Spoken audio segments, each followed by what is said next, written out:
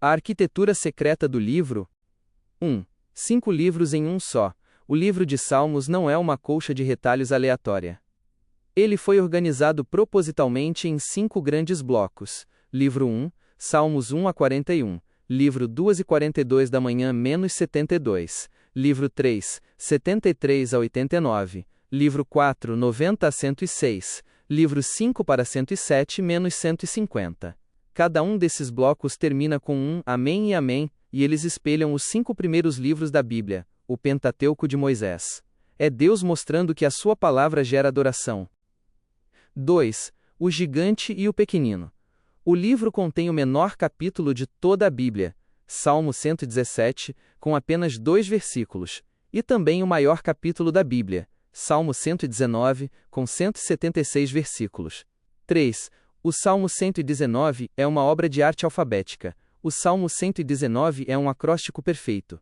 Ele é dividido em 22 seções, o número de letras do alfabeto hebraico. Cada seção tem 8 versículos, e todos os 8 versículos daquela seção começam com a mesma letra do alfabeto. Ele foi desenhado assim para que o povo decorasse a importância da lei de Deus. 4. O inário do templo. Os salmos eram, literalmente, as músicas cantadas nos cultos de Israel. Ler os salmos hoje é como ter acesso à playlist oficial que o próprio Deus inspirou para o seu povo cantar.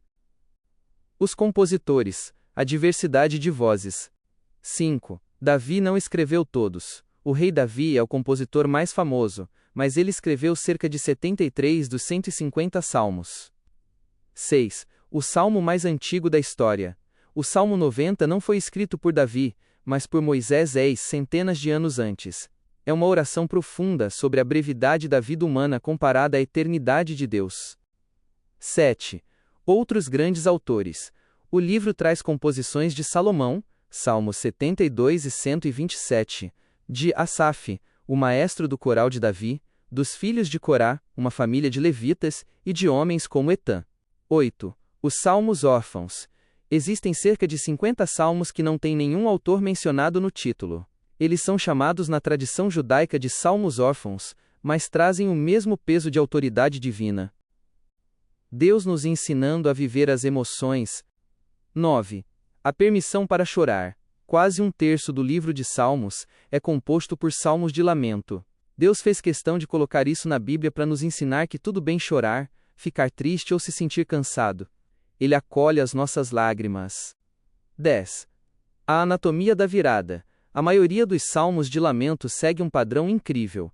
O autor começa desesperado, reclamando dos problemas, mas à medida que ora e se lembra de quem Deus é, o salmo termina com um grito de louvor e confiança.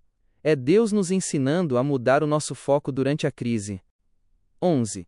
Os salmos imprecatórios, o que fazer com a raiva. Existem salmos onde o autor pede que Deus destrua os seus inimigos, como o Salmo 137. Deus nos ensina algo poderoso aqui. Em vez de fazer justiça com as próprias mãos ou guardar mágoa, devemos entregar a nossa raiva e o nosso senso de justiça totalmente nas mãos de Deus. 12. O Salmo da Reconstrução. O Salmo 51 é a oração de arrependimento mais famosa do mundo. Davi o escreveu após ter cometido um erro gravíssimo, com Batseba.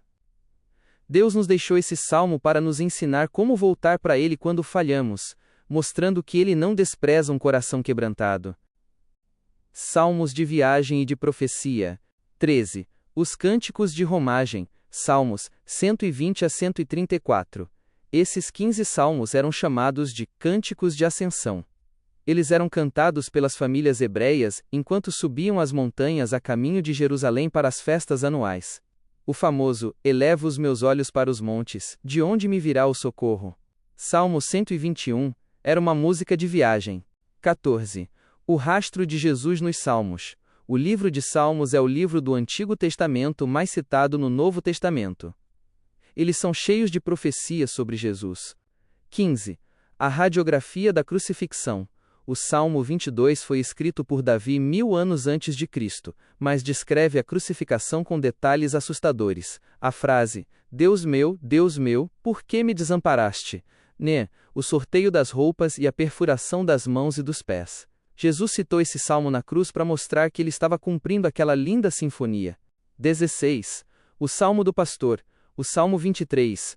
O Senhor é o meu pastor, nada me faltará. É o texto mais memorizado e lido de toda a história da humanidade. Ele nos ensina a viver sem ansiedade, descansando na provisão diária do nosso guia. Ao ler os Salmos, faça isso como quem está aprendendo a conversar com o Criador. Se faltarem palavras na sua vida de oração, basta abrir um salmo e orar o que está escrito ali. São as palavras de Deus voltando para ele através do seu coração. Qual dessas curiosidades mais chamou a sua atenção e deu mais vontade de começar a ler agora mesmo?